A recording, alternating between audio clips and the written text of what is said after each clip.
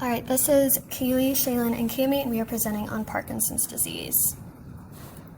Parkinson's disease, or PD, is a progressive neurodegenerative disorder characterized by a loss of dopamine in the basal ganglia. PD is idiopathic, meaning the exact cause is unclear, so some evidence indicates that there is an interaction of genetic and environmental factors. Some motor symptoms for PD include resting tremor, muscle rigidity, myotonia, cramps, bradykinesia, which is slow moving, shuffling gait, postural instability, ocular motor impairment, reduced bowel and bladder function. Some cognitive symptoms include reduced attention, memory, and executive functions.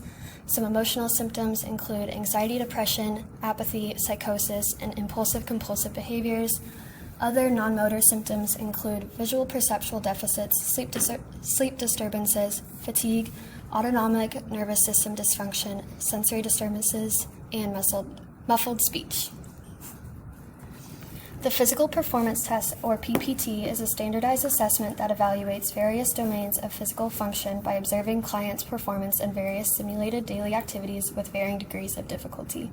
The PPT is commonly used with older adults with motor deficits, including those with Parkinson's disease, cardiac dysfunction, and stroke. Skills are assessed on a 0 to 4 scale with a minimum score of 0 and a maximum score of 36, with a higher total score indicating better physical performance.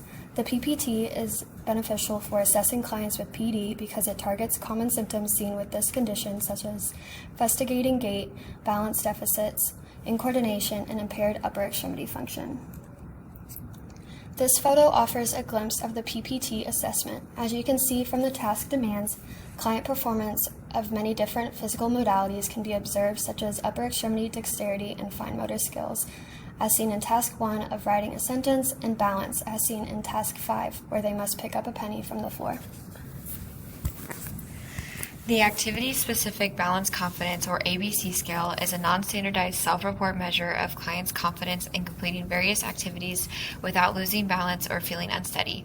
It is meant to be used with adults with balance deficits. Common conditions include Parkinson's, MS, stroke, and other movement or vestibular-related disorders. The ABC scale is an efficient assessment tool for PD because it allows the therapist to gauge the client's awareness of their deficits and current abilities. It also provides the therapist with a baseline for current client balance confidence and allows for clarification on how the client's current level of functioning impacts caregiver burden, which may help direct caregiver education. The ABC consists of 16 questions in which clients rate their balance confidence in performing certain tasks. Questions are presented in the following format. How confident are you that you will not lose your balance or become unsteady when you walk around the house, stand on your tiptoes to reach for something above your head, etc.? Questions are rated on a scale of 0 to 100, with a score of 0 representing no balance confidence. A total score of 50% or less indicates low-level functioning and is of serious risk for falls. The Assessment of Motor and Process Skills, or AMPS, is a standardized tool that measures client performance of daily living tasks in a natural environment. This assessment can be used on clients of 2 years of age or older. Areas of assessment include executive functioning, processing speed, balance, coordination, and functional mobility. The AMPS is beneficial to use with clients with PD because it rates clients' performance in effort, efficiency, safety, and independence for each task, giving healthcare providers a clear picture of how well the client is able to navigate their environment. Along with the test's motor components, the AMPS also evaluates executive functioning, which is important in addressing potential cognitive decline often seen with PD. The AMPS assessment begins with an interview with the client or caregiver. After the interview, the rater selects 2 to 3 ADL tasks for the client to complete that they believe will be challenging for them. Task examples include grabbing a drink from the fridge, folding laundry, and making a sandwich. The client is instructed to complete the task in their usual manner, but must also adhere to the specific steps given by the AMPS. The rater then scores the client's performance using a 4-point Likert scale, with the higher score indicating a higher level of function. One intervention that we could implement would be a cooking task, which is an IADL, if this was a meaningful occupation that was identified. Throughout the intervention, techniques from LSVT BIG would be incorporated. The client would be instructed to roll the dough using big movements to increase their function. If there were other occupations or tasks that the client identified we could still implement components of LSVT BIG. For example, big movements when putting on a jacket prior to walking their dog. The reason why I chose this intervention and why it would be appropriate is because it is tied to an occupation that the client finds meaningful, therefore they'd be motivated to complete it. Another reason is that it incorporates components of LSVT BIG into the cooking activity. This is an appropriate intervention for this population because LSVT BIG has been widely studied and has shown that having the client engage in large amplitude movements helps change their perception of their movement. So they go from smaller movements to larger, more normal movements, therefore increasing the client's movement and occupational performance. In a study by Doucette et al. 2021 titled Occupational Performance and Hand Function in People with Parkinson's Disease After Participation in Lee Silverman's Voice Treatment, LSVT BIG, they found that 66 participants who completed LSVT BIG for 1 hour a day, 4 times a week for 4 weeks showed improvements in occupations such as self-care and dressing, had increased grip strength, as well as increased dexterity. Each of these are important in being able to complete everyday meaningful activities such as making bread. Using my clinical reasoning, I would use the components of LSVT BIG in my interventions because it is evidence-based and is effective in helping individuals with Parkinson's safely engage in their meaningful occupations and increase their occupational performance.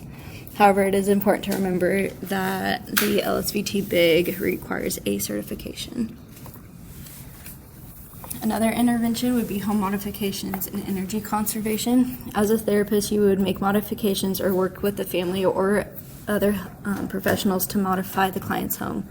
Modifications could include remove or tape down rugs, change the lighting, move frequently used kitchen supplies to lower cabinets, install grab bars or a shower bench, install railing for stairs, educate the client on energy conservation techniques such as sitting while making bread, and as well as grade the activities. The reason I chose home modifications and energy conservation techniques as an appropriate intervention for individuals diagnosed with Parkinson's is to ensure that the clients remain safe while they are in their home. Removing or taping down the rugs is important due to Parkinson's affecting balance and gait, or the individuals experiencing festinating gait. Making this modification would reduce the risk of falls. Modifying the lighting or installing railing or grab bars would also reduce the risk of falling, and then moving frequently used kitchen supplies to lower cabinets will reduce falling as well as reserve their energy. Lastly, energy conservation techniques would be an appropriate intervention because they will not fatigue as quickly and will be able to engage in their other occupations. Another intervention that we could do with this population is have them do a cone exercise activity. For this activity, we would ideally have different colored cones, and then they would place a small colored ring on top of the cones. They could do this either standing or seated.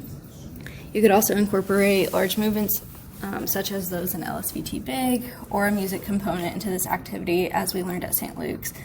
Clients with Parkinson's work well when the activity is paired with a beat. Another option would be the Movindo. For this equipment, you can stand on a movable base, which helps work on postural stability. The goal is to shift your weight to keep the keep the circle inside the target. This can also be done by sitting on the movable chair.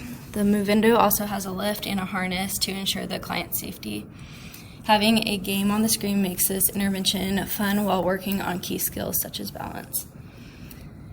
One reason that we would pick the cone activity over the Movindo is if the client had any contraindications that would interfere with the technology. This could include seizures or a pacemaker. Additionally, the cone exercise would be a good starting point to work on balance before making the activity harder with the Movindo since it has a movable base. The purpose for each of these interventions would be to work on balance and other skills, which I will touch more on the next slide. The reason why I chose each of these interventions as an option for individuals with Parkinson's is because these individuals commonly experience postural instability, slow and decreased motor movements, gait, as well as ocular, motor, and visual perception difficulties.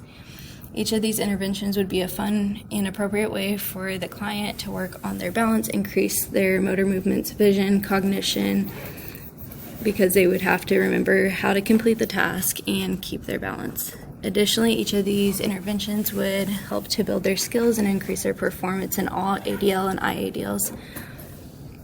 For example, they could do these interventions in therapy, which would increase their postural stability, leading to safety within the home and completing IADLs, such as maneuvering around the kitchen when making bread.